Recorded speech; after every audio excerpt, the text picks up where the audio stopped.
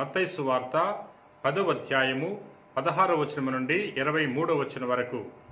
నేటి సువార్తలో యేసు ప్రభు తన 12 శిష్యులను సువార్త ప్రచారానికి పంపుతూ వారికి కొన్ని సూచనలు దయచేస్తున్నారు.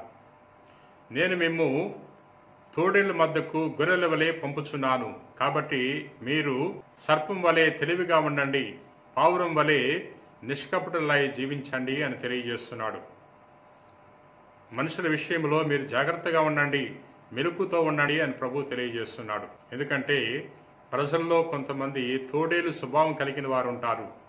అటువంటి వారు హాని చేయటానికి ప్రయత్నం చేస్తూ ఉంటారు, మోసం చేయడానికి ప్రయత్నం చేస్తూ ఉంటారు. యేసు ప్రభు ఏ విధంగా అయితే ప్రజల చేత తిరస్కరింపబడ్డాడు, ఏ విధంగా అయితే ప్రభు అనేక శ్రమలకు అవమానాలకు లోనయ్యాడో, అదే విధముగా ప్రభు యొక్క సువార్తను బోధించేవారు కూడా ఇటువంటి అనుభవాలు పొందుకుంటారు అనే విషయాన్ని ప్రభు ముందుగానే తెలియజేస్తున్నాడు. ప్రియ సహోదరి సహోదరులారా, మన సత్య తిరుసభలో సువార్తను బోధించిన సువార్థికులు, అపోస్తలులు మరి అనేక మంది ఎన్నెన్నో శ్రమలు అనుభవించారు, ఎన్నెన్నో హింసలు అనుభవించారు.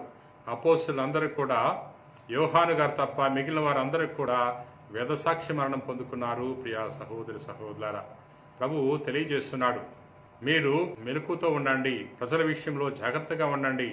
వారు మేము మోసం చేస్తారు, న్యాయస్థానాలకు మిమ్మల్ని అప్పగిస్తారు. అటువంటి సమయంలో ఏ విధంగా సమాధానం చెప్పాలో మీరు భయపడవద్దు. సమయోచితంగా మీకు తెలియచేయబడుతుంది. ఎవరైతే క్రీస్తునందు ఉంటారో వారికి ఇటువంటి ఆత్మవరాలు అనుగ్రహింపబడతాయి. ప్రభు మనందరూ కూడా తన సువార్తను ప్రకటించడానికి ఆహ్వానిస్తున్నాడు. ఈ సువార్త బోధించటం కేవలము అపోస్తలులు, వారికి వారసత్వంలో వచ్చిన పీఠాధిపతులు, గురువులు మాత్రమే కాదు. సువార్తను విశ్వసించిన ప్రతి వారు కూడా సత్య సువార్తను ఇతరులకు చాటాలి.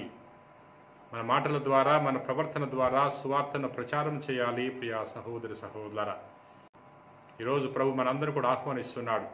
మీరు నా సత్య సువార్తను ప్రకటించండి అంటున్నాడు. ఎవరైతే ప్రభు యొక్క సందేశాన్ని ఇతరులకు చాటు చెప్తారో అటువంటి వారికి ప్రభు గొప్ప బహుమానం దయచేస్తాడు. ప్రియా మిత్రులారా, ప్రార్థన చేసుకుందాం. ప్రేమ కలిగిన ప్రభువా, దయగిన సర్వేశ్వర, ప్రభువా నేను స్తుతిస్తున్నాం, మహింపరుస్తున్నాం, గణపరుస్తున్నాం. ఓ గొప్ప దేవుడా, నీటి వాక్యం ద్వారా మరొకసారి మాతో మాట్లాడినందులకు నీకు వేలాది వందనాలు. ప్రభువా, నీటి సువార్తలో నీ కుమారుడు యేసుక్రీస్తు ప్రభు తన 12 శిష్యులను సువార్త ప్రచారానికి పంపి ఉన్నాడు. మేము కూడా నీ యొక్క సందేశాన్ని ఇతరులకు చాటి చెప్పటానికి మాకు కావలసిన విశ్వాసాన్ని, మంచి మనసును దయచేయమని వేడుకుంటున్నాం.